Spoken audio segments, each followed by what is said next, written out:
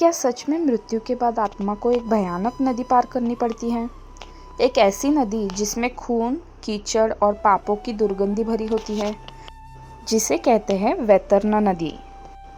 यम के दूत पापी आत्माओं को इसी नदी के किनारे लेकर आते हैं और वहीं से शुरू होता है उनके कर्मों का असली हिसाब।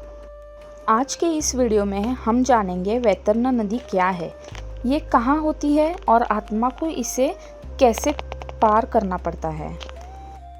गरुड़ पुराण के अनुसार मृत्यु के बाद आत्मा को यमलोक की यात्रा करनी पड़ती है। इस यात्रा में एक भयानक नदी आती है जिसे वैतरणी नदी कहा जाता है। ये नदी लगभग सैकड़ों योजन चौड़ी होती है।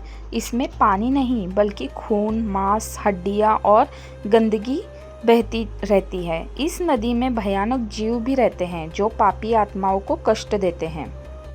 जब पापी आत्मा इस नदी के पास पहुंचती है तो उसे खुद ही इस नदी को पार करना पड़ता है।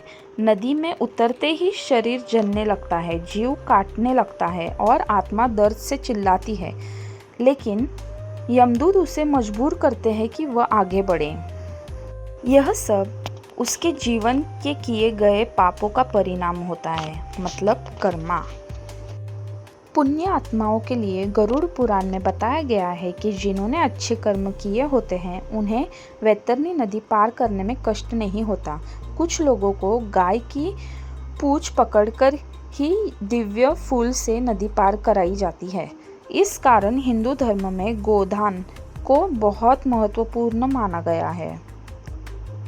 हमारे जीवन के लिए संदेश यह है, वैतरणी नदी की कथा हमें डराने के लिए नहीं बल्कि हमें याद दिलाती है कि हमारे कर्म ही हमारा भविष्य बनाते हैं। अगर हम सत्य बोलें, दूसरों की मदद करें और धर्म का पालन करें तो मृत्यु के बाद की यात्रा भी आसान हो सकती है।